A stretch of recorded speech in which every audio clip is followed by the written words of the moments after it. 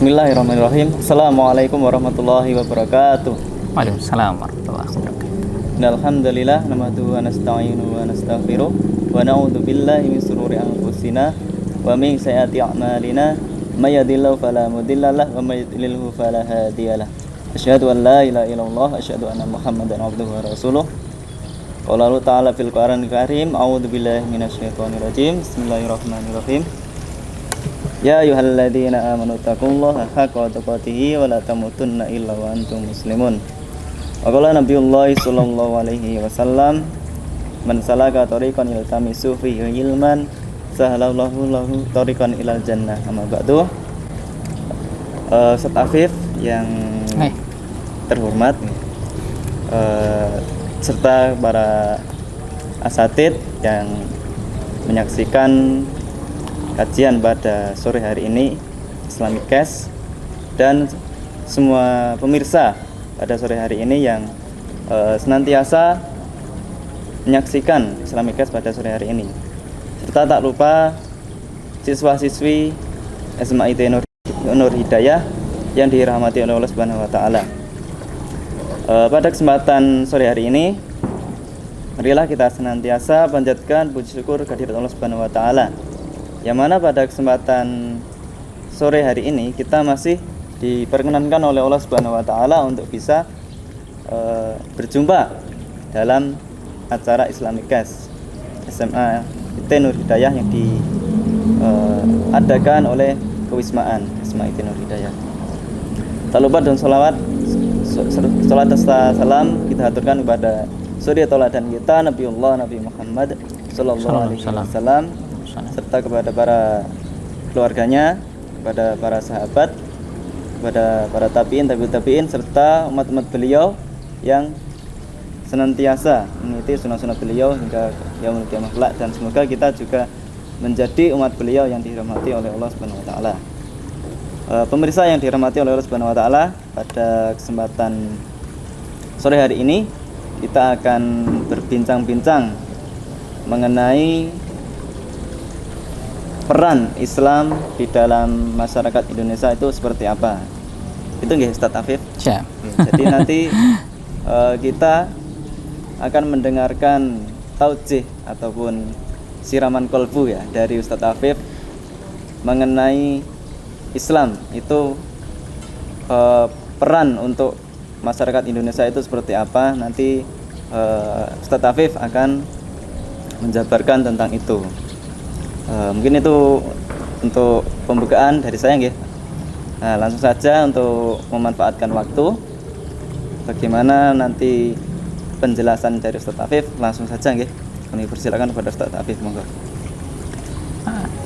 Bismillahirrahmanirrahim. Assalamualaikum warahmatullahi wabarakatuh. Waalaikumsalam warahmatullahi wabarakatuh. Alhamdulillah, salatu wassalamu ala rasulillah wa ala alihi wa sahbihi wa mawalah, la haula wa la quwata illa billah. Asyhadu an la ilaha illallah wahdahu la syarikalah wa asyhadu anna Muhammadan abduhu wa rasuluh la nabiyya wa la rasula ba'da. Allahumma shalli ala sayyidina Muhammad wa ala alihi wa sahbihi wa barik wa sallim wa radhiyallahu ta'ala anhu ajma'in. Amma ba'du. Ustadz Lulut Julianto yang saya hormati, Musyrif SMIT Nur Hidayah, para asatid yang juga ikut menyaksikan acara ini, dan seluruh santriwan dan santriwati yang berbahagia. Alhamdulillah, syukur kehadirat Allah Subhanahu wa taala.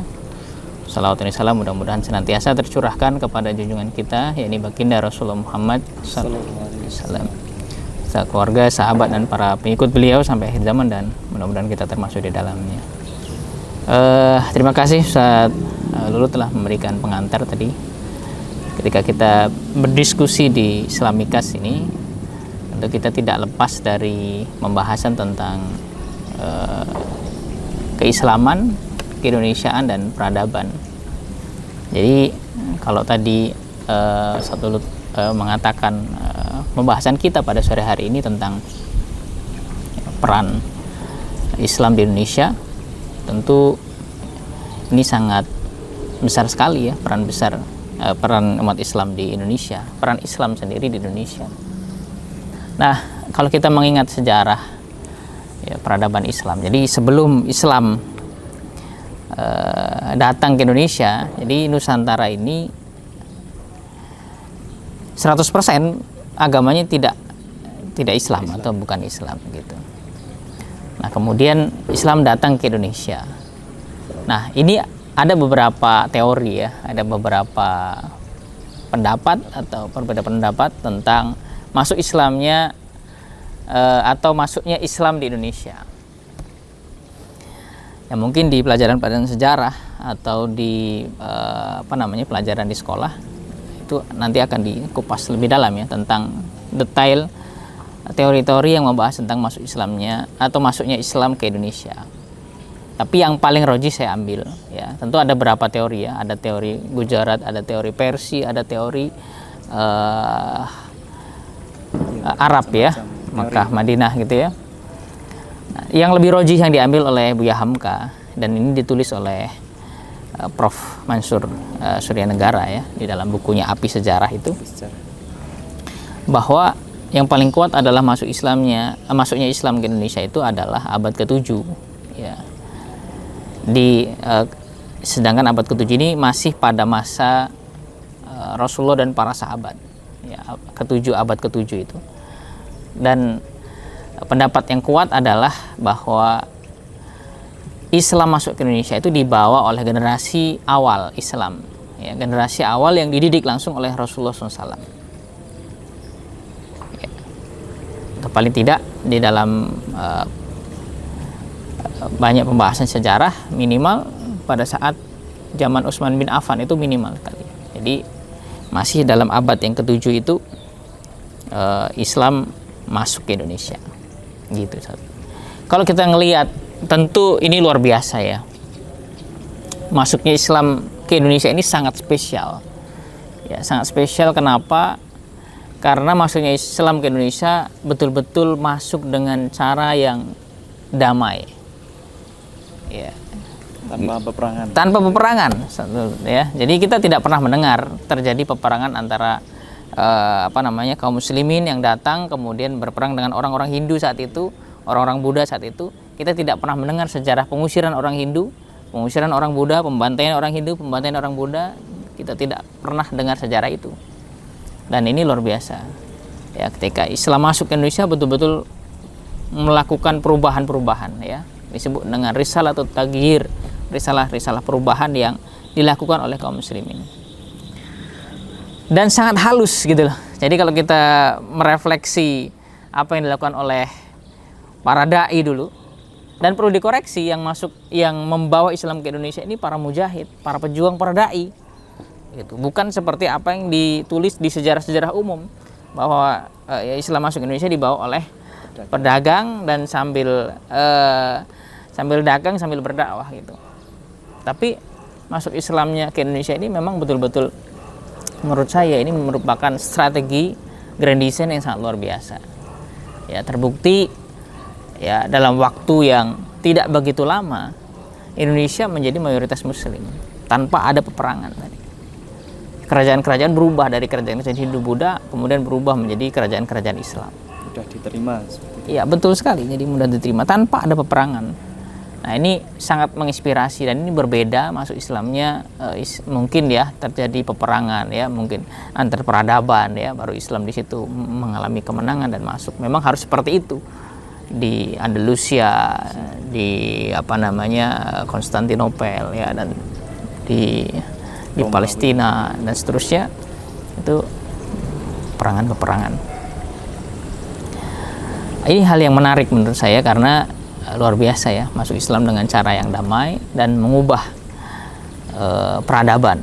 Jadi kalau kita ingat ya, sebenarnya halus sekali kenapa saya mengingat ya, kecanggihan para dai dulu itu termasuk mengubah kebiasaan. Jadi Indonesia sebelum Islam datang itu budayanya animisme, dinamisme.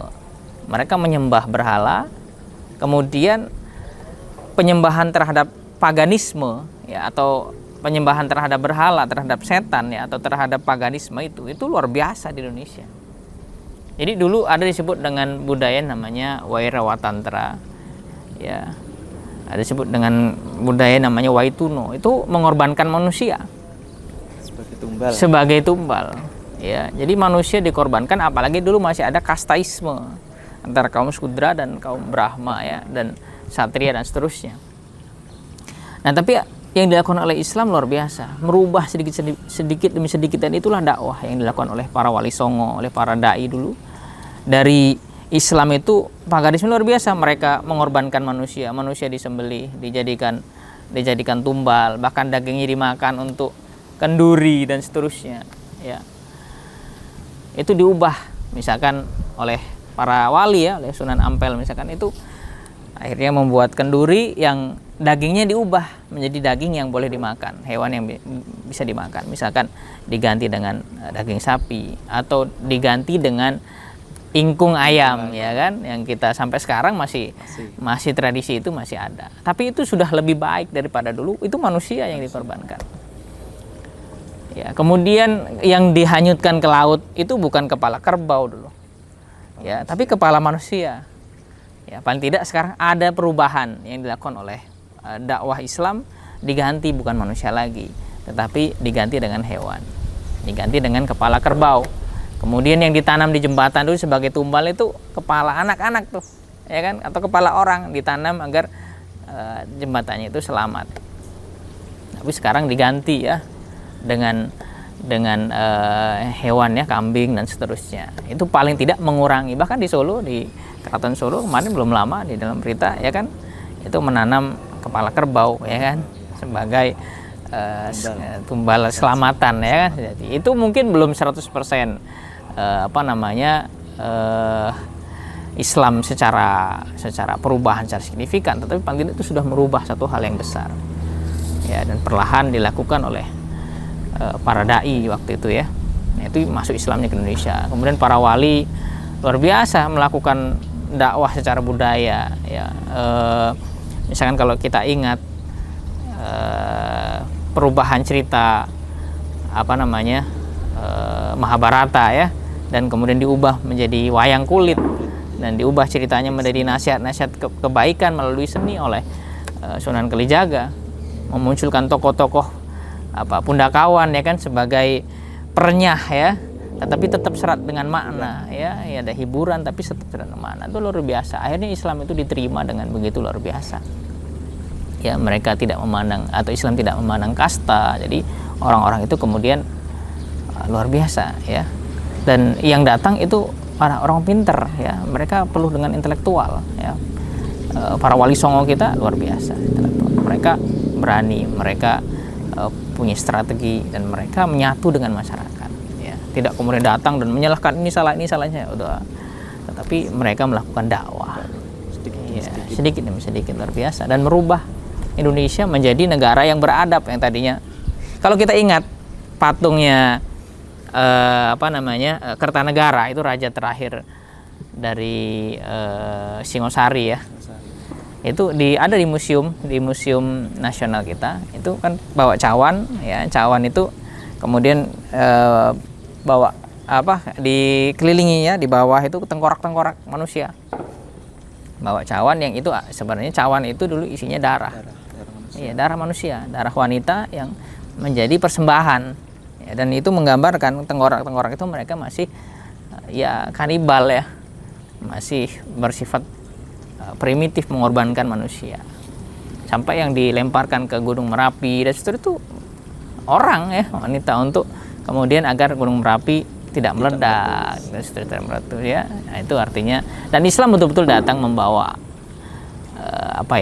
perubahan ke arah yang lebih baik, memanusiakan manusia, dan diterima akhirnya ya. Kemudian menikah dengan anak-anak raja dan kemudian menjadi raja ya, dan kemudian Islam ini menjadi mayoritas di Indonesia. Tentu itu peran awal yang sangat signifikan. Sebelum penjajah datang, Islam sudah berperan sedemikian rupa. Apalagi kalau kita mengingat lagi sejarah ketika penjajah datang, yang berjuang itu tidak bisa dipungkiri ya, tidak bisa dipungkiri teman-teman sekalian, para santriwan santriwati itu adalah para pejuang Islam, para kiai, para santri, para dai, para ulama ya, yang dengan semangat jihad dari agama Islam itulah mereka mempertahankan atau merebut mempertahankan Republik Indonesia. Ya, dengan semangat itu, maka kemerdekaan Republik Indonesia ini di bulan Ramadan nih, di tanggal 9, ini sekarang tanggal 9 ya, 9 Ramadan di saat syuting ini sekarang ini. Nah, ini kemudian menjadi, atau paling nggak Ramadan itu menjadi pengingat bagi kita, disinilah waktu dulu perjuangan kemerdekaan Republik Indonesia di saat bulan Ramadan, dan itu peran besar. Ya, besar, iya betul, kaum muslimin. Jadi itu kira-kira beberapa hal ya sebagai framing bahwa di awal Islam sudah langsung memiliki peran yang sangat luar biasa. Gitu. Ya, itu tadi ya materi yang sangat luar biasa dari Ustaz Afif mengenai peran Islam dalam merubah Indonesia yang awalnya menjadi negara yang bisa disebut kurang beradab ya, tetapi dengan datangnya Islam yang dibawa oleh para dai itu menjadi negara yang Islam, ataupun menjadi negara yang sangat menghormati manusia, tidak semena-mena terhadap manusia. Dan salah satu ataupun pejuang yang mempertahankan Indonesia dari penjajah adalah pejuang-pejuang Islam. Jadi tanpa mereka mungkin kita belum tentu bisa seperti ini ya, belum bisa menikmati udara yang sangat segar seperti ini, kemudian kemerdekaan seperti ini, belum tentu tanpa perjuangan para pejuang Islam terdahulu ya. Baiklah, kita sudah sampai di akhir kajian, dan sebelum kita akhiri ada closing statement dari Ustaz Afif, monggo kami persilakan. Baik, terima kasih Ustaz Lulut. Jadi teman-teman sekalian, santriwan dan santriwati, kita mestinya memahami ya, bagaimana peran Islam yang sangat penting di negeri kita tercinta ini.